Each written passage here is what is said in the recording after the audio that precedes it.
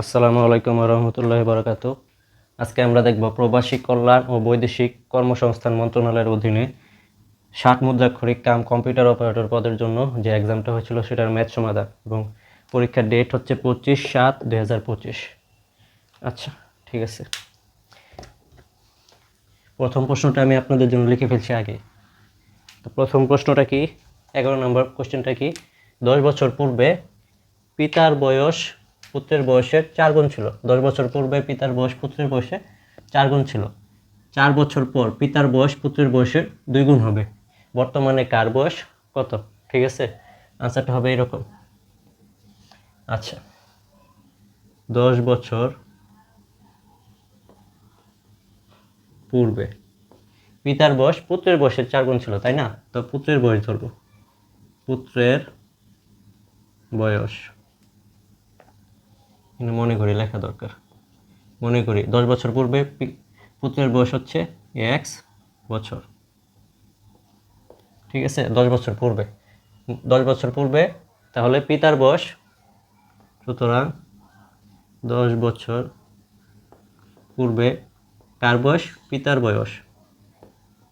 পুত্রের বয়স যদি x হয় তাহলে পিতার বয়স কত ছিল? 4x বছর, যেহেতু 4 গুণ। ঠিক আছে, এটা হচ্ছে 10 বছর পূর্বে। তাহলে বর্তমানে তাদের বয়স কত? সুতরাং বর্তমানে পুত্রের বয়স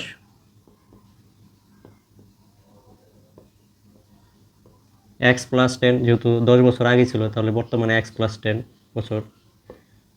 আর পিতার বয়স তো বাড়ছে, সুতরাং বর্তমানে পিতার বয়স কত? 4x + 10 বছর। ঠিক আছে, আচ্ছা, বর্তমানে তাদের বয়স হচ্ছে এইগুলা। 4 বছর পরে পিতার বয়স পুত্রের বয়সের 2 গুণ হবে। 4 বছর পরে পিতার বয়স পুত্রের বয়সের 2 গুণ হবে। আমরা এখানে লিখি শর্ত মতে,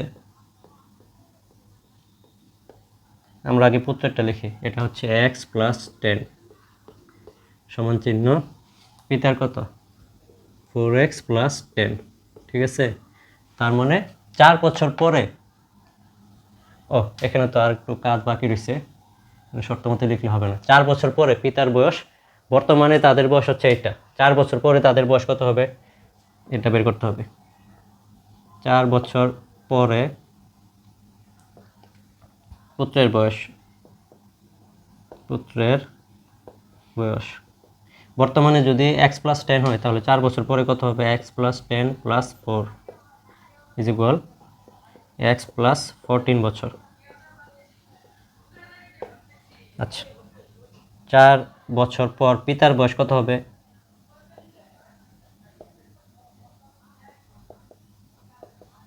x 4x + 10 + 4 সমান 4x + 14 বছর।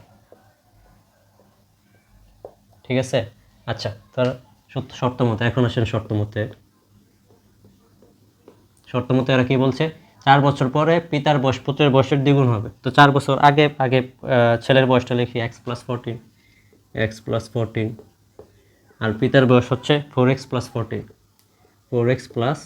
14। ঠিক আছে, আচ্ছা, 4 বছর পরে পিতার বয়স পুত্রের বয়সের দ্বিগুণ হবে। আচ্ছা, পিতার কার বয়সটা বেশি হবে? পিতার, অর্থাৎ ছেলের বয়সের সাথে 2 গুণ দিলে পিতার বয়সের সমান হবে। ছেলের বয়স কত? x + 14, এটার সাথে যদি আমি 2 গুণ দেই তাহলে পিতার বয়সের সমান হবে। এই সমান চিহ্নটাকে জাস্টিফাই করবে। এখান থেকে আমরা এখন x এর ভ্যালু বের করব। 2x + 28 = 4x + 14। 4x - 2x 28 - 14। 4 থেকে 2 গেলে কত? 2x = 14। 28 থেকে 14 গেলে 2, সুতরাং x = 14/2 = 7। x এর ভ্যালু কত পাচ্ছি আমরা? 7। তো প্রশ্নে কি আছে? বর্তমানে কার বয়স কত? ঠিক আছে, বর্তমানে ছেলের বয়স হচ্ছে x + 10, তাই না? সুতরাং বর্তমানে ছেলের বয়স কত এক্স প্লাস 10 মানে কি 7 + 10 7 + 10 ইন্টু 17 বছর। বর্তমানে পিতার বয়স কত? বর্তমানে পিতার বয়স কত ছিল? 4x + 10 4 ইন্টু এক্স এর ভ্যালু হচ্ছে 7 + 10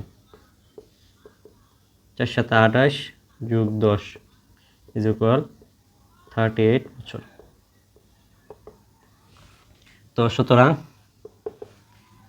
ছেলের বয়স হচ্ছে 17,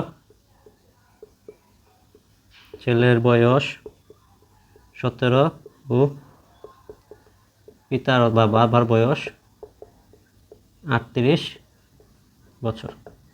এটাই হচ্ছে আনসার। আশা করি ম্যাথটা বুঝতে পারছেন। আচ্ছা, আমরা নেক্সট ম্যাথে চলে যাই।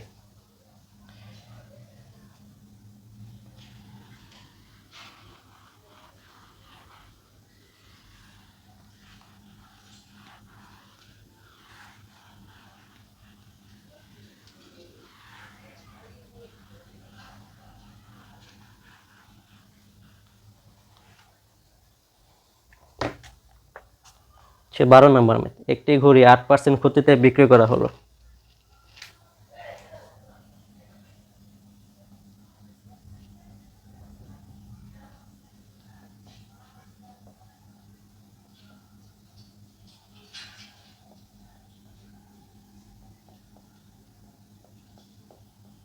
একটি ঘড়ি 8% ক্ষতিতে বিক্রয় করা হলো। ঘড়িটি আরো 800 টাকা বেশি মূল্যে বিক্রয় করা হলে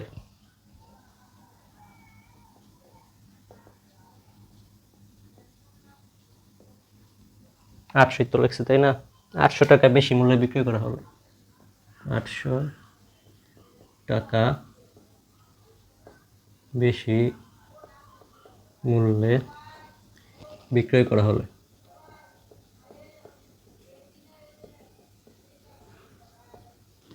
ঘড়িটি আরো 800 টাকা বেশি মূল্যে বিক্রয় করা হলে 8% লাভ হতো। 8% লাভ হতো। 8% লাভ হতো। ঘড়িটির ক্রয় মূল্য কত?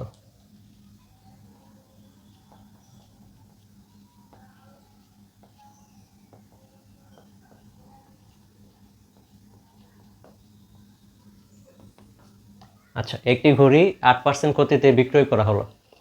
ঠিক আছে, মনে করি ঘড়ি ক্রয় মূল্য, মনে করি ঘড়ির ক্রয় মূল্য হচ্ছে 100 টাকা। ঠিক আছে। আচ্ছা, ঘড়িটা কি 8% ক্ষতিতে বিক্রি করা হলো, মানে 8% লসে, 8% ক্ষতিতে বিক্রয় মূল্য। যেহেতু লসে বিক্রি করা হয়েছে তার মানে -100 - 8 টাকা বা 92 টাকা। ঠিক আছে। আচ্ছা, এতটুকু গেল। ঘড়িটি যদি আরো 800 টাকা বেশি মূল্যে বিক্রি করা হতো তাহলে 8% লাভ হতো। আবার বের করি 8% লাভে কত বিক্রি মূল্য। আবার 8% লাভে বিক্রয় মূল্য 100। এখন লাভ হলো কি যোগ 100 যোগ 8 টাকা 108 টাকা। ঠিক আছে। আচ্ছা, তো আমরা দুইটা বিক্রি মূল্য পেলাম, একটা হচ্ছে 8% ক্ষতিতে আর একটা হচ্ছে 8% লাভে। তো দুইটা বিক্রি মূল্যের পার্থক্য কি? তোমরা বিক্রয় মূল্যের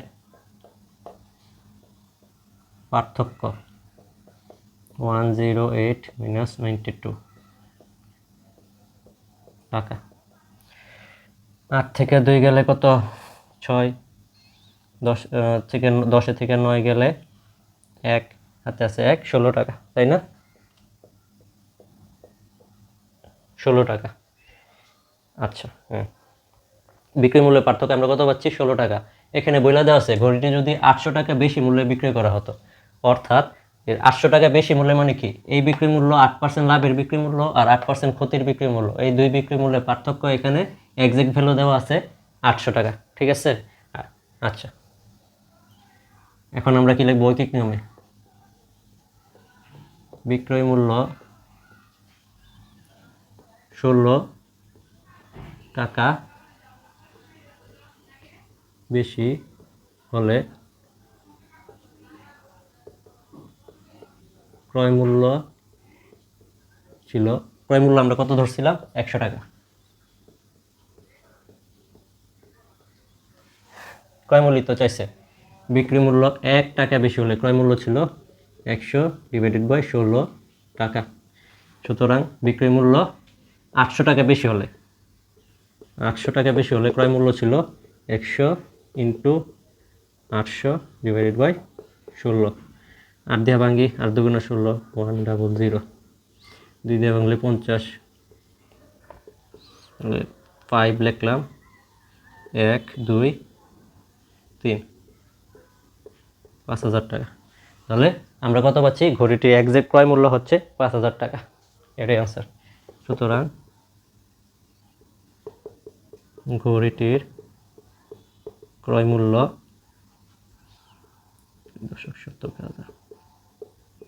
5000 টাকা। ঠিক আছে, ইজি ম্যাথ, এরকম ম্যাথ অনেকবার আসে রিটেনে, জাস্ট এখানে পার্সেন্টেজ আর এই নাম্বারটা চেঞ্জ করে দেয়। আচ্ছা আমরা নেক্সট ম্যাথে চলে যাই।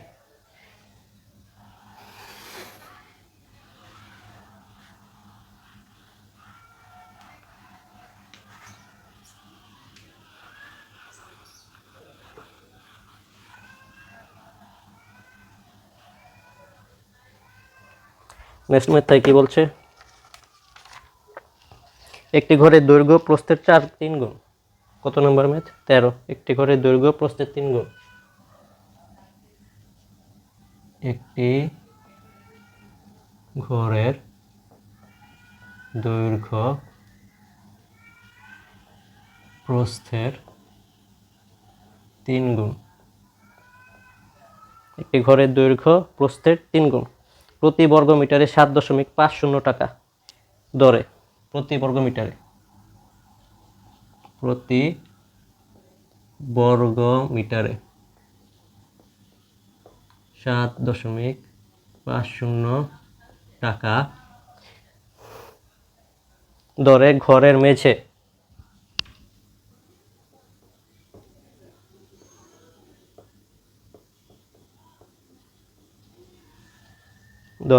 ঘরের মেঝে কার্পেট দিয়ে মোড়ালে মোট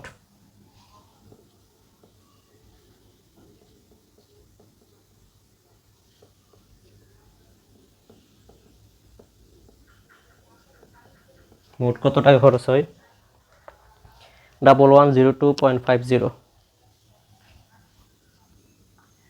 1102.50 টাকা। ঠিক আছে, এই পরিমাণ টাকা ব্যয় হয়,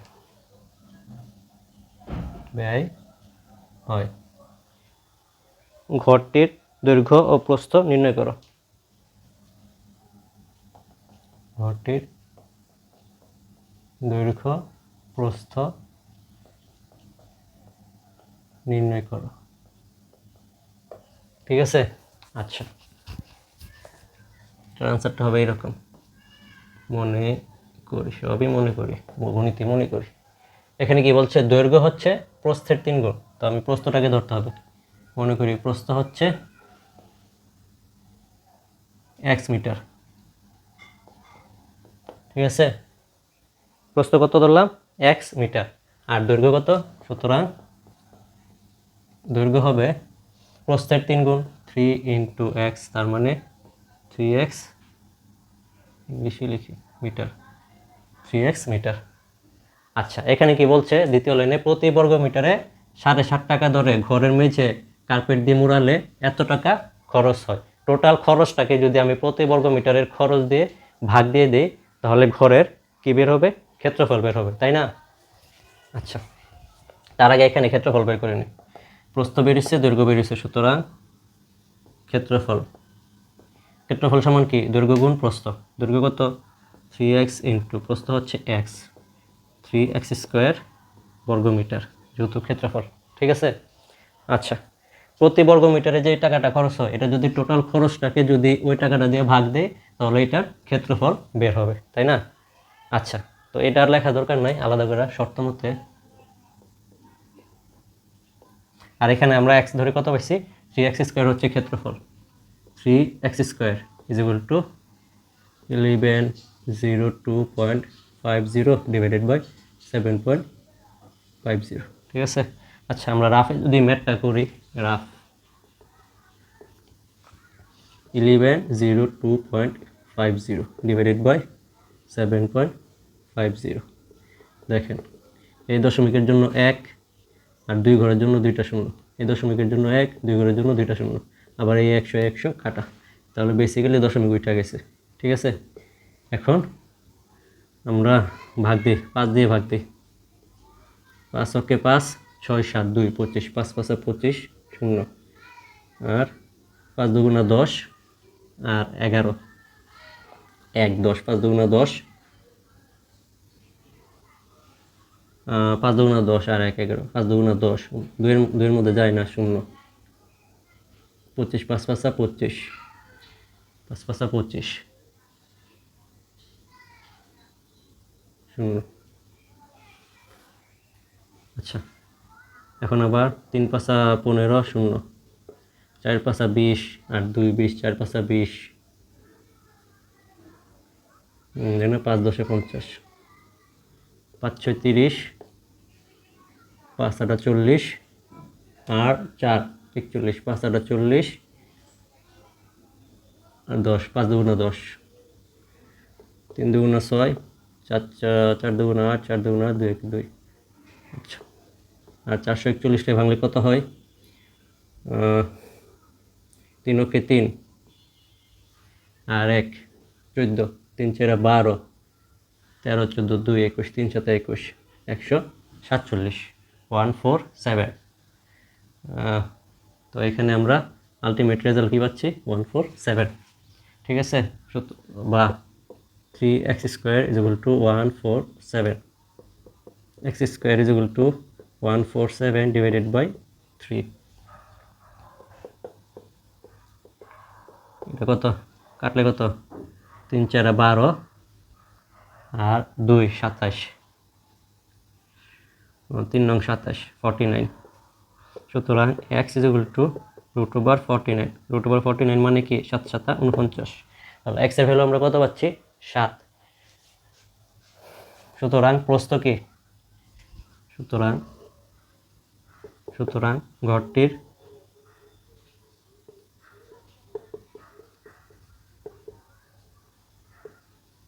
প্রস্থ কত 7 মিটার। দৈর্ঘ্য কত আসতেছে 3x, 3 গুণ 3 ইন্টু 7 মিটার, মানে 21 মিটার। এটাই আনসার। ঠিক আছে। ঘরটির প্রস্থ হচ্ছে 7 আর দৈর্ঘ্য হচ্ছে 21 মিটার। এটাও একটা কমন অঙ্ক। আচ্ছা, আমরা পরবর্তী ম্যাথে চলে যাই।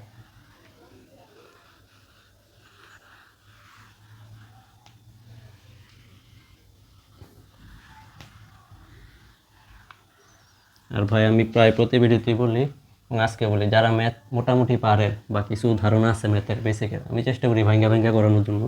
তারপরেও যারা মোটামুটি পারেন বা কিছু বেসিক ধারণা আছে তাদের জন্য এই কোর্সটি। যাদের একেবারে বেসিক ধারণা নাই তারা হয়তো বুঝতে একটু সমস্যা হইতে পারে, হইলে হইতে পারে, না হইলে হইতে পারে, এটা আপনার উপর। 14, যদি x+1/x, যদি 14 number math, x+1/x whole square is equal to 3 তো দেও নাকি হয়, তাহলে x³ + 1/x³ এর ভ্যালু কত?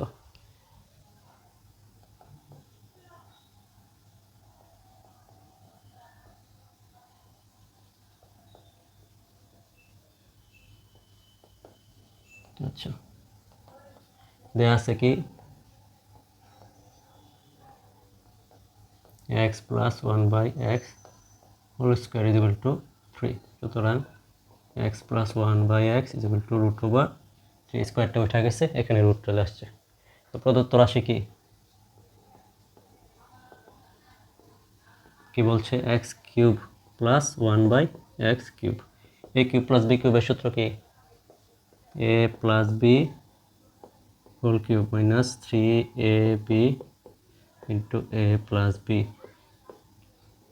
এক্স প্লাস 1/x এর ভ্যালু কত পাচ্ছি? √3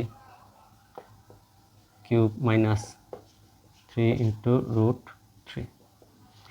এখানে √3 কয়টা ব্যাংকা কয়টা দিব? দিলাম আপনাদের জন্য। √3 কিউব, 3 একটা, 2টা, 3টা, এই 2টা √3 হাফে হাফে যোগ হলে 1 মিলে একটা 3 হবে ইন্টু √3, তাই না? 3√3 মাইনাস 3√3। তো আলটিমেটলি রেজাল্ট 0 আসতেছে। এটাই হচ্ছে আমাদের আনসার। তো আশা করি ম্যাথটা বুঝতে পারছেন। আর ইনশাল্লাহ নেক্সট ম্যাচে অন্য কোনো ভিডিওতে দেখা হবে।